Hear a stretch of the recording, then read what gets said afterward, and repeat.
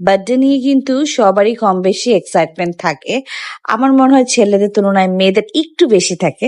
আসসালামু আলাইকুম, welcome to my new birthday vlog. আর আমরা চলে গিয়েছিলাম পুতুল বাড়িতে আরাবির বার্থডে সেলিব্রেট করতে। অ্যাকচুয়ালি সেলিব্রেশন ওইভাবে কিছু না, এটা অ্যাকচুয়ালি ফ্রাইডেতে ওর বার্থডে গিয়েছে। আমাদের যাওয়ার সাথে সাথে একটা ওয়েলকাম ড্রিঙ্ক দেয়, আর এই হচ্ছে আমার ছেলে, আর হচ্ছে আরদি, রেনু আপুর ছেলে। তো এই হচ্ছে আমাদের আরাবি, যার হচ্ছে বার্থডে আজকে, আমাদের বার্থডে গার্ল। তো ভাইয়া হচ্ছে টেস্টোটির থেকে একটা সুন্দর চকলেট কেকও নিয়ে আসছে।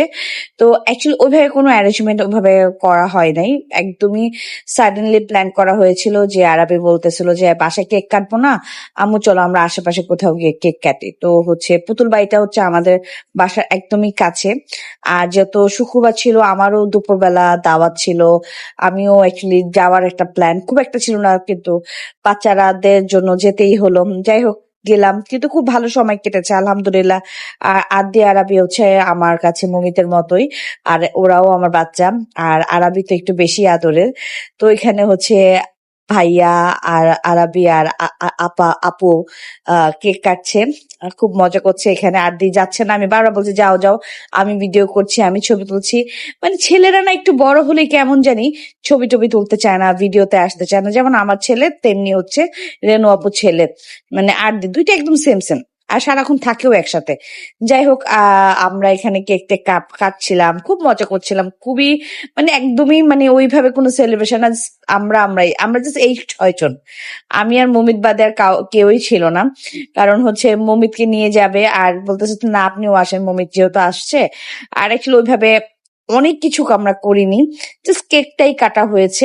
এবং এটাতেই বাচ্চাটা এত খুশি হয়ে গিয়েছে আলহামদুলিল্লাহ। আরাবিকে অনেক কিছু করা লাগে না, আরাবি অল্পতেই অনেক খুশি হয়েছে মাশাল্লাহ। সবাই আরাবির জন্য দোয়া করবেন।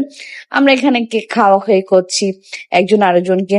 আর আমি যে হচ্ছে একটা আবায়া পরে চলে গিয়েছিলাম, আমি অ্যাকচুয়ালি ভাবে রেডিও হইনি, আর আমি তো একটু সিক। যাই হোক, তো এখানে আমরা একটু কেক খাচ্ছিলাম, তারপরে একটা স্যুপ অর্ডার করেছিলাম, যেহেতু একটা রেস্টুরেন্টে গিয়েছি, একটা কিছু তো খেতেই হয়।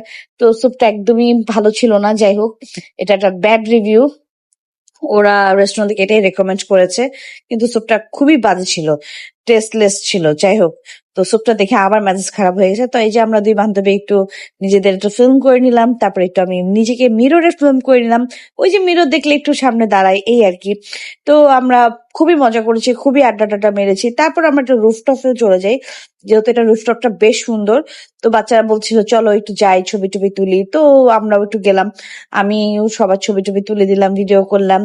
আর এখানে হচ্ছে বাচ্চারা বসছে, তাদের ছবি তুলছিল, রেনু আপু আর আমি একটু ভিডিও নিচ্ছিলাম, মানে ফিল্ম করছিলাম ওদেরকে। এই তো আমরা যেহেতু ব্লগার, তো যাই হোক, এখানে দেখেন তারা টোনাটুনি একটু ছবিও তুলছিল, সেটাও করলাম। এই ছিল ব্লগ। আল্লাহ হাফেজ।